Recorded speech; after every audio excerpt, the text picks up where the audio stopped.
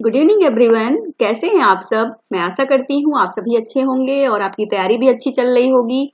और first paper में जो कि आज ये जो हम सॉल्व करने जा रहे हैं ये 2015 का एग्जामिनेशन जो कि फर्स्ट पेपर से रिलेटेड है और जिसमें हम टीचिंग एप्टीट्यूड को सॉल्व कर रहे हैं। ठीक है, तो 2012, 13 और 14 वाला पेपर वो ऑलरेडी प्लेलिस्ट स्टडी विद आलोक पे अवेलेबल है। तो उसी क्रम में हम आगे बढ़ेंगे। ये 2015 के पेपर को आज हम डिस्कस करेंगे और देखेंगे कि क्या इंपॉर्टेंट प्रश्न आए हुए थे। ठीक है, तो देखिए यहाँ पे क्वेश्चन पूछा गया है प्रश्न संख्या 1। ठीक है, तो प्रश्न संख्या 1 में पूछा गया है फ्रेंड्स की उपलब्धि परीक्षण जो है, ये जो उपलब्धि परीक्षण प्रायः निम्न में से किसके लिए प्रयोग किया जाता है। ठीक है, तो किसके लिए प्रयोग किया जाता है? तो ये किया जाता है, देखिए इसमें ऑप्शन में है कि किसी पाठ्यक्रम हेतु प्रत्याशियों के चयन के लिए, सीखने वालों के सबल व दुर्बल बच्चों की पहचान के लिए, शिक्षण के पश्चात सीखने की मात्रा के मूल्यांकन के लिए और किसी विशिष्ट कार्य हेतु चयन के लिए। तो फ्रेंड्स इसका जो करेक्ट आंसर होगा वो होगा ऑप्शन डी, यानी जो उपलब्धि परीक्षण है वो किसके लिए प्रयोग किया जाता है, यानी किसी विशिष्ट कार्य हेतु चयन के लिए। ठीक है, तो ऑप्शन डी हमारा राइट आंसर हो जाएगा। अगला इसमें है कि निम्नांकित में से ज्ञान संबंधी योग्यता का उच्चतम स्तर क्या है। ठीक है, यानी ज्ञान संबंधी जो योग्यता है उसका उच्चतम स्तर कौन सा है? तो समझना, विश्लेषण करना, मूल्यांकन करना या जानना। ठीक है, तो जो ज्ञान संबंधी जो योग्यता का जो उच्चतम स्तर है फ्रेंड्स वो क्या है? विश्लेषण करना। क्या है? विश्लेषण करना। तो ऑप्शन बी हमारा राइट आंसर हो जाएगा। तो ऑप्शन बी हमारा करेक्ट आंसर हो जाएगा, विश्लेषण करना। क्वेश्चन 3 फ्रेंड्स पूछा गया है कि एक अच्छा शिक्षक वह है। तो अच्छे शिक्षक की क्या पहचान है वो बतानी है। संकल्पना और सिद्धांतों को वह स्पष्ट करता है, विद्यार्थियों को मुद्रित नोट्स देता है, छात्रों को सीखने के लिए अभिप्रेरित करता है और उपयोगी सूचनाएं देता है। ठीक है, तो एक जो अच्छे शिक्षक की पहचान है वो क्या है फ्रेंड्स?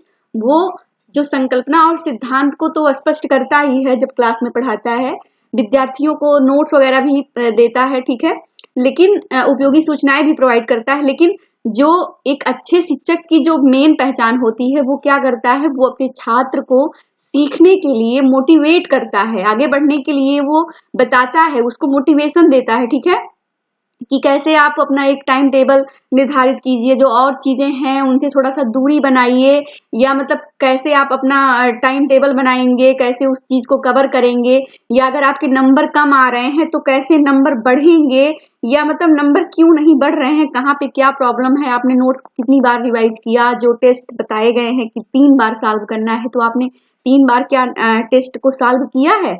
प्रीवियस ईयर जो पेपर है नेट के या जो भी पेपर है पीजीटी के, क्या आपने उसको 3 बार प्रीवियस ईयर पेपर को प्रैक्टिस किया है? ऐसा तो नहीं है कि वो पेपर अभी भी आ रहे हैं, क्वेश्चन आ रहे हैं तो आप उसमें कंफ्यूज हो रहे हैं। ठीक है, तो ये सब जो अभिप्रेरणा होती है ये एक जो टीचर देता है वही जो है क्या है, एक अच्छा शिक्षक माना जाता है। ठीक है, यानी जो छात्र है वो तो पढ़ते ही हैं, लेकिन जो अभिप्रेरणा होती है, जो मोटिवेशन एक मिलता है टीचर से, उससे क्या होता है कि एक छात्र आगे बढ़ता है। ठीक है, इधर उधर जो डाइवर्जन उसका होता है वो दूर हो जाता है और अपने लक्ष्य की तरफ वह आगे बढ़ पाता है। तो ये सबसे अच्छी पहचान होती है एक अच्छे टीचर की। तो ऑप्शन सी हमारा करेक्ट आंसर हो जाएगा। फ्रेंड्स यहाँ पे देखिए जो क्वेश्चन पूछे जाते हैं ये क्वेश्चन आगे भी काम आते हैं, क्योंकि क्वेश्चन ऐसे ही बनते हैं। भाई टीचिंग है आपके सिलेबस में तो शिक्षक से ही रिलेटेड, या आपके छात्र, या जो उसके जो सिद्धांत हैं या जो भी चीजें हैं उनकी, तो वहीं से ही क्वेश्चन बनेगा घूम घुमा के। तो यानी हमारा जो कॉन्सेप्ट है वो क्लियर होना चाहिए, हमें ये पता होना चाहिए कि प्रीवियस ईयर में किस प्रकार के क्वेश्चन पूछे गए हैं। सबसे बड़ी बात ये है। तो अगर नए प्रश्न बनते हैं तो वहां पे आप उसको टैकल कर लेंगे। ठीक है, तो इस प्रकार से हमारा क्या हो जाएगा करेक्ट आंसर? ऑप्शन सी हो जाएगा। ठीक है, यानी छात्रों को सीखने के लिए अभिप्रेरित करना। तो ऑप्शन सी राइट आंसर हो जाएगा। क्वेश्चन 4 है इसमें कि निम्नांकित में से कौन सा तत्व शिक्षण को प्रभावित नहीं करता, यानी कौन सा ऐसा फैक्ट है जो टीचिंग को प्रभावित नहीं करता। तो देखिए कक्षा की ऐसी गतिविधियां जो सीखने को प्रोत्साहित करती हैं, तो ये तो करेगा ही ना। शिक्षकों और विद्यार्थियों की जो सामाजिक आर्थिक पृष्ठभूमि है, उनका जो अनुभव द्वारा सीखना है, और शिक्षक का ज्ञान। तो फ्रेंड्स कक्षा की ऐसी गतिविधि जो है जो सीखने के लिए प्रोत्साहित करती है ये तो है। जो अनुभव द्वारा सीखते हैं हम लोग वो भी है क्लास में। शिक्षक का जो ज्ञान होता है वो तो मेन है ही। ठीक है, तो ये सब तो है, लेकिन शिक्षकों का और विद्यार्थियों का जो सामाजिक और आर्थिक उनका जो पृष्ठभूमि ढांचा है उससे हमारा कोई मतलब नहीं होता है, ठीक है। हम वहां सीखने गए हैं, ना कि उनकी सामाजिक आर्थिक पृष्ठभूमि को जानने गए हैं, ठीक है, किसी की। तो ऑप्शन बी क्या होगा, यही नहीं होगा, ठीक है, और बाकी चीजें हैं। तो ऑप्शन बी हमारा करेक्ट आंसर हो जाएगा। क्वेश्चन 5 है कि शिक्षक द्वारा अध्यापन के लिए उपयोग की जाने वाली तकनीक में शामिल है। तो जो शिक्षक है वो अध्यापन के दौरान कौन कौन सी चीजें शामिल कर रहा है, उपयोग कर रहा है, वो जो है उसमें क्या क्या है ये बताना है, ठीक है। तो इसमें कूट भी है, क्वेश्चन में कूट के माध्यम से हमें इसे बताना है। जैसे व्याख्यान हो गया, पारस्परिक क्रिया का आधारित व्याख्यान, जो पारस्परिक क्रिया पर जो आधारित व्याख्यान होते हैं एक दूसरे से, ठीक है। सामूहिक कार्य जो होता है और स्वाध्याय, तो इसमें क्या क्या होगा ये हमें बताना है, ठीक है। तो क्या हो जाएगा इसमें, ये हो जाएगा फ्रेंड्स आपका, ये व्याख्यान भी इसमें सम्मिलित है, पारस्परिक क्रिया पर आधारित जो व्याख्यान होते हैं ये भी है, और जो सामूहिक कार्य है, ठीक है, ये भी है, लेकिन स्वाध्याय से कोई मतलब हमारा नहीं है, ठीक है। तो शिक्षक द्वारा जो अध्यापन के दौरान जो उपयोग की जाती है चीजें, उसमें उनका व्याख्यान, पारस्परिक क्रिया जो एक दूसरे से होती है, और सामूहिक कार्य जो होते हैं। तो ए बी सी यानी डी ऑप्शन क्या हो जाएगा हमारा करेक्ट आंसर हो जाएगा, ठीक है।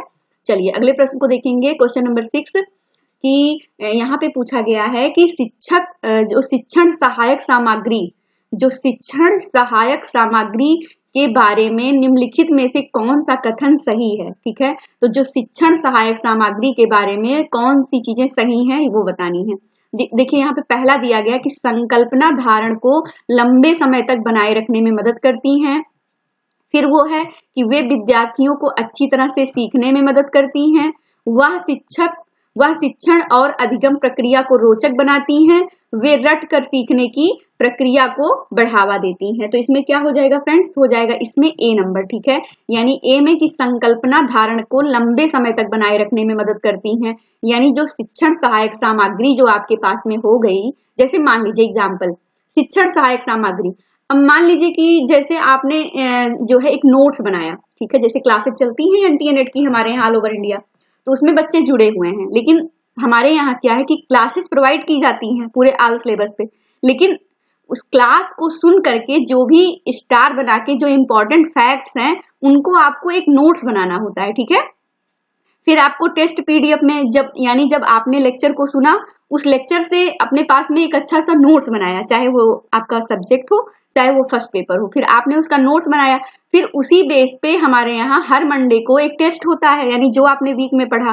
तो अब जब आपके पास में वो सहायक सामग्री हो गई, जैसे आपने एक नोट्स अच्छा सा बना लिया लेक्चर के माध्यम से, और उसके बाद में जो टेस्ट हुए संडे को जब आप उसमें दे रहे हैं, तो वो सामग्री आपके हमेशा काम आएगी। यानी जो संकल्पना धारण की लंबे समय तक बनाए रखने में क्या करती है, मदद करती है, ठीक है। जैसे जब जो नोट्स आपका बन गया, अब मान लीजिए वो पेपर लगातार हो रहे हैं लेकिन पीछे से क्वेश्चन पूछ लिया गया, ठीक है, यानी अब थिंकर्स वाला कोई पोर्शन वहां से पूछा जाए, तो आप तो यही कहा जाता है ना कि कोई भी टेस्ट अगर हो रहा है तो वो पहले की भी चीजें आप रिवाइज करते हुए चलिए। यानी कुछ क्वेश्चन तो नए और कुछ क्वेश्चन पुराने बेस पे बनते रहते हैं। तो यानी क्या हो गया इसका मतलब कि जो लंबे समय में जो आपने बनाया हुआ है उसको भी आप रिवाइज करते हुए चल रहे हैं। तो यानी जब नोट्स बन गया तो आप लंबे समय तक उसको अपने पास में रखे रहेंगे और वो हमेशा आप रिवाइज कर सकते हैं। यानी आपकी जॉब भी लग गई तब भी तो आपको क्लास पढ़ाना है, तो भी तो आपकी मदद में आएगा ना नोट्स। तो इसलिए क्या हो गया, शिक्षण सहायक सामग्री के बारे में कौन सा कथन सही है, तो इसको बहुत समझते हुए चलना है, ठीक है, प्रश्न को। इसमें ऐसा नहीं कि कोई चीजें हैं जो नई बन के आ जाएंगी, बस अगर आप एक बार अच्छे से इसको समझते हुए चलेंगे प्रश्न को, तो कोई भी प्रश्न बन के भी आएगा तो आप वहां पे उसको दिमाग लगा के कर ले जाएंगे, ठीक है। तो संकल्पना धारण को लंबे समय तक बनाए रखने में मदद करती है, तो बिल्कुल मदद करेंगी। वे विद्यार्थियों को अच्छी तरह से सीखने में मदद करती हैं, तो बिल्कुल भाई हम सीख पाएंगे ना, जब हमारे पास में एक अच्छा नोट्स रहेगा, मैटर रहेगा, टेस्ट रहेगा, तो हम अच्छे से सीखेंगे, प्रैक्टिस करेंगे। वह शिक्षण और अधिगम प्रक्रिया को रोचक बनाती हैं, तो बिल्कुल अगर हमारे पास में एक अच्छा नोट्स है, एक अच्छा हमारे पास में पूरा कलेक्शन टेस्ट का है, यानी हमने अपना पूरा बैंडिंग करवा के या अपना लिख लिया, जैसे कोई इंपॉर्टेंट प्रश्न है तो हमने इंपॉर्टेंट जो है प्रश्न का एक बैंक बना के रखा हुआ है, तो जब भी एग्जाम होगा तो हमारा रुचि लगेगा ना, हम उसको फटाक से उठाएंगे और उसके बाद में पूरा एक बार में रिवाइज करते हुए चले जाएंगे। सर क्यों कहते हैं कि आप 3 तरह के हाइलाइटर लीजिए, जिसमें एक लाल हो गया, एक पीला हो गया और एक जो है गुलाबी कलर का हो गया। यानी लाल का मतलब हो गया कि आपको बिल्कुल भी वो प्रश्न नहीं आता, ठीक है। जो हरा हो गया, हरा का मतलब यानी आपकी लाइन क्लियर है, आपको वो प्रश्न रिवाइज है, ठीक है। और उसके बाद में जो ये गुलाबी है, गुलाबी का मतलब हो गया कि आपको थोड़ा बहुत उसमें मतलब कंफ्यूजन उत्पन्न हो रहा है। तो इस प्रकार से जब आप करते हुए चलते हैं तो वो क्या होता है, एक रोचक आपके पास में इंटरेस्टिंग हो जाता है ना, एक अच्छा लगता है कि हाँ चलो ये सब चीजें हैं, आ भी रही हैं, और एकदम जो रेड है वो बिल्कुल से नहीं आ रहा है। तो ये थोड़ा सा फ्रेंड्स जो है वो इंटरेस्टिंग हो जाता है। तो इसलिए ये सब भी चीजें करनी चाहिए शिक्षण सहायक सामग्री के दौरान। मतलब ये तो मेरा एक था आपको समझाने के लिए कि जो शिक्षण सहायक सामग्री के बारे में कौन सा कथन सही है। तो ये मैंने नोट्स और टेस्ट के माध्यम से आपको समझा दिया है। लेकिन जो डी है वे रट कर सीखने की प्रक्रिया को बढ़ावा देती है, तो ये इसमें नहीं होगा, यानी ए, बी और सी इसमें करेक्ट आंसर हो जाएगा, ठीक है। संकल्पना धारण को लंबे समय तक बनाए रखने में मदद करती हैं, वे विद्यार्थियों को अच्छी तरह से सीखने में मदद करती हैं, वह शिक्षण और अधिगम प्रक्रिया को क्या बनाती हैं, रोचक बनाती हैं, इंटरेस्टिंग बनाती हैं, ठीक है। और डी वाला इसमें नहीं होगा, तो ए, बी, सी हमारा क्या हो जाएगा, करेक्ट आंसर हो जाएगा। तो ये तो आपने जून का जो 2015 का पेपर हुआ था वो आपने सॉल्व कर लिया। अब हम दिसंबर वाले पार्ट पे चलेंगे, ठीक है। देखिए यहाँ पे क्वेश्चन पूछा गया है कि निम्नांकित में से कौन कौन से गुण किसी शिक्षक की बड़ी ताकत को प्रदर्शित करते हैं, ठीक है। कौन से ऐसे गुण हैं जो किसी शिक्षक की बड़ी ताकत को प्रदर्शित करते हैं, तो वो कौन कौन सी हैं।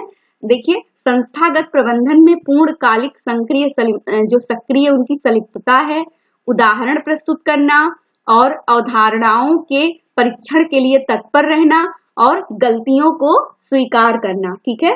क्या होगा, गलतियों को स्वीकार करना। तो इसमें फ्रेंड्स हो जाएगा ऑप्शन ए, ठीक है। इसमें जो शिक्षक की जो बड़ी ताकत को प्रदर्शित करते हैं, तो इसमें ए भी हो जाएगा, यानी संस्थागत प्रबंधन में पूर्णकालिक जो उनकी सक्रिय संलिप्तता है, यानी वो कितने एक्टिव हैं, सक्रिय हैं, ठीक है, अपने जो इंस्टीट्यूशन के दौरान में, ठीक है। होता नहीं है कि जैसे कोई सेमिनार वगैरह होता है शिक्षक, तो देखिए आए दिन मतलब जो है जहाँ पे आप पढ़ रहे हैं, पीएचडी कर रहे हैं, तो वहां पे भी कुछ टीचर होते हैं, तो देखिए वो बहुत मतलब अपने कार्य क्षेत्र में बहुत एक्टिव रहते हैं, मतलब वो पार्टिसिपेट करते हैं, माइक पे बोलते हैं, चीजों को, अपने बच्चों को भी मोटिवेट करते हैं कि आप लोग भी भाग लीजिए, अपना रिसर्च पेपर प्रस्तुत करिए, ठीक है। तो ये सब जो चीजें होती हैं तो वो उनकी सक्रिय संलिप्तता को दिखाती हैं। और कुछ लोग होते हैं वो थोड़ा सा डीएक्टिव टाइप के होते हैं, ठीक है। उदाहरण प्रस्तुत करना, यानी उदाहरण के माध्यम से वो समझाते हैं हमें, जैसे कोई चीज नहीं आ रहा है, जैसे मैंने अभी आपको नोट्स के बारे में समझाया, ऐसे ही क्लास के दौरान जैसे कोई चीज नहीं समझ आ रही है, तो बिल्कुल वहां से फैक्ट से अलग घर के ही मैटर को लेकर के हमें अच्छे से उदाहरण के द्वारा समझा देना, तो ये भी एक शिक्षक की गुण होती है, ठीक है। और अवधारणाओं के परीक्षण के लिए तत्पर रहना, तो ये भी चीजें हैं। और मान लीजिए बाई चांस कोई गलती हो जाती है तो उसको गलती को भी एक्सेप्ट करना, ठीक है। तो ए, बी, सी, डी इसमें सभी हो जाएंगे, तो ऑप्शन ए क्या हो जाएगा, करेक्ट आंसर हो जाएगा। अगला प्रश्न है इसमें कि सतत एवं व्यापक मूल्यांकन की विशेषताएं क्या क्या है। तो जो सतत एवं व्यापक मूल्यांकन की जो विशेषताएं हैं वो क्या क्या हैं, तो इसमें देखिए, यह अनेक परीक्षाओं के कारण छात्रों के कार्यभार में वृद्धि करता है, यह प्राप्त अंकों को ग्रेड से प्रस्थापित करता है, या छात्र के प्रत्येक पहलू का मूल्यांकन करता है, यह परीक्षा के डर को कम करने में सहायता करता है, ठीक है। तो इसमें क्या क्या हो जाएगा, इसमें हो जाएगा आपका बी, यानी यह प्राप्त अंकों को ग्रेड से प्रस्थापित करता है, तो ये वाला हो जाएगा। यह छात्र के प्रत्येक पहलू का मूल्यांकन करता है, ठीक है। सतत और व्यापक मूल्यांकन की चर्चा हो रही है विशेषताओं में, ठीक है। यह परीक्षा के डर को भी कम करने में सहायता करता है, लेकिन जो ऑप्शन ए था, यह अनेक परीक्षाओं के कारण छात्रों के कार्यभार में वृद्धि करता है, तो ये नहीं होगा, ठीक है। तो यही होगा बी होगा, सी होगा और डी होगा, ठीक है। बी, सी और डी, तो ऑप्शन ए क्या हो जाएगा, हमारा करेक्ट आंसर हो जाएगा। चलिए अगले प्रश्न को देखेंगे, प्रश्न संख्या 3 कि अच्छे शिक्षण के लिए क्या क्या अपेक्षित है। जो गुड टीचिंग है उसके लिए क्या क्या अपेक्षित है, क्या क्या अपेक्षाएं हैं, ये बताना है, ठीक है। तो निदान है, उपचार है, निर्देश है, प्रतिपुष्टि है, ठीक है। तो निदान भी एक, जो शिक्षण के दौरान क्या होता है, निदान किया जाता है, जैसे उपचार किया जाता है, ठीक है, और निर्देश भी दिए जाते हैं और प्रतिपुष्टि भी की जाती है। तो इसमें क्या हो जाएगा फ्रेंड्स, देखिए इसमें हो जाएगा ऑप्शन बी, यानी कूट के माध्यम से इसका चयन करना है, तो इसमें सभी चीजें हो जाएंगी। जैसे क्या करते हैं, कोई समस्या है तो हम उसका निदान भी बताते हैं, जैसे कोई बच्चे हैं ना, वो समय लेते हैं कि मैम थोड़ा सा अगर आप फ्री हो तो हमें बताइए, जैसे मान लीजिए जो है कि हमारा नोट्स नहीं कंप्लीट हो पाया और एग्जामिनेशन की डेट आने वाली है, तो अब क्या किया जाए। यानी कि अब मान के चलिए कि 100 150 लेक्चर है 1 घंटे के, और आपका नोट्स छूट गया, आप नहीं बना पाए, या आप अब इतना प्रेशर हो गया कि आपको लग रहा है कि अरे टेस्ट तो 3 बार रिवाइज करना था, हम 1 ही बार कर पाए। तो अब होता है ना लास्ट मोमेंट्स पे, तो अब क्या उसका सॉल्यूशन है, क्या उसका निदान है, क्या उसका है, ठीक है। तो बच्चे फोन करते हैं, बहुत परेशान रहते हैं, तो उनका जो निदान होता है तो वो बताया जाता है कि ऐसा है कि आप उसको जो भी चीजें हैं, आप पहले से पढ़े लिखे हैं तभी यहाँ पे पहुंचे हैं, तो ऐसा तो है नहीं कि आप शून्य हैं। तो इसलिए जो है आपके पास में जो भी नोट्स है उसको रिवाइज करिए, और जो चीजें छूट गई हैं उनको सिर्फ लेक्चर को सुन लीजिए स्पीड में बढ़ा करके, सिर्फ जो पॉइंट चीजें हैं उनको नोट्स करते हुए चलिए, जो इम्पोर्टेंट जो आपके टेस्ट आपके पास में है उनको रिवाइज कर लीजिए, ठीक है। तो इस तरीके से उनको निदान दिए जाते हैं, उपचार उसका बताया जाता है, उनको निर्देश दिए जाते हैं। निर्देश में क्या हो जाता है कि अब जो है निर्देश ये है कि आप जितना भी टेस्ट करेंगे उसको हमारे पास में रोज मैसेज कर देंगे। हम भले फोन नहीं रिसीव कर पा रहे हैं या हम आपके मैसेज का रिप्लाई नहीं कर पा रहे हैं, लेकिन आप जो है हमें सूचना देते रहेंगे अपनी, ठीक है। तो बहुत सारे ऐसे बच्चे हैं जो बाद में टेस्ट सीरीज ज्वाइन किए, बाद में अपनी क्लास को परचेज किए, बाद में क्लासेस ज्वाइन किए, और वो अभी लगातार मैसेज करते रहते हैं कि सर हमने 3 टाइम्स अपना नोट्स कंप्लीट कर लिया, मैं 4थी बार टीजीटी का क्लास इस समय प्रैक्टिस कर रही हूँ। तो सोचिए ये क्या है, ये एक निदान बताया गया, उसका उपचार हुआ और वो निर्देश का पालन कर रहे हैं, दूर बैठे हुए बच्चे। और फिर जब वो हो जाता है तो फिर जब उनका टेस्ट होता है तो प्रतिपुष्टि भेजी जाती है ना, तो यानी इसमें ABCD सभी चीजें सम्मिलित हो गई। तो ये सभी चीजें हैं एक अच्छे शिक्षण के लिए, ठीक है। तो ऑप्शन बी हमारा क्या हो जाएगा, करेक्ट आंसर हो जाएगा। इसका जो लास्ट क्वेश्चन है कि शैक्षणिक संस्थानों में आने वाले छात्रों को कितनी बाधाएं आएंगी उतनी अधिक अपेक्षाएं होंगी। यानी जो हमारे शैक्षणिक संस्थान हैं, जो उसमें आने वाली जो छात्रों को बाधाएं होती हैं उससे ज्यादा क्या होती है, अपेक्षा होती है। तो किससे अपेक्षा हम करते हैं, राज्य से, परिवार से, समाज से, शिक्षक से। तो फ्रेंड्स हम जो अपेक्षा करते हैं शैक्षणिक संस्थानों में कि हमारी जो प्रॉब्लम है, जो हमारी बाधा आई है वो कैसे दूर होगी, तो हम किससे करेंगे, हम शिक्षक से करेंगे ना, कि हमारी शिक्षक ही तो हमारी प्रॉब्लम सॉर्ट आउट कर सकता है। मैं जैसे मान लीजिए कि हम PhD कर रहे हैं, तो अब मान लीजिए मुझे कोई चीज समझ में नहीं आ रहा है, तो हम अपने गाइड से ही तो आशा करेंगे कि सर हमें बताएंगे, फिर हम उसका सॉल्यूशन करेंगे और हम आगे बढ़ेंगे, ठीक है। तो ये क्या होता है, ये जो बाधा दूर होती है शिक्षक के द्वारा होती है, ठीक है। तो इसका जो करेक्ट आंसर होगा वो हो जाएगा ऑप्शन डी, ठीक है। तो इस प्रकार से फ्रेंड्स ये जो मिशन था 15 का आपका फर्स्ट पेपर टीचिंग एप्टीट्यूड वो कंप्लीट होता है। हमें आशा है कि आप सभी लोग वीडियो को देख रहे होंगे, और वीडियो पसंद आए तो वीडियो को लाइक करें, चैनल को सब्सक्राइब करें। धन्यवाद।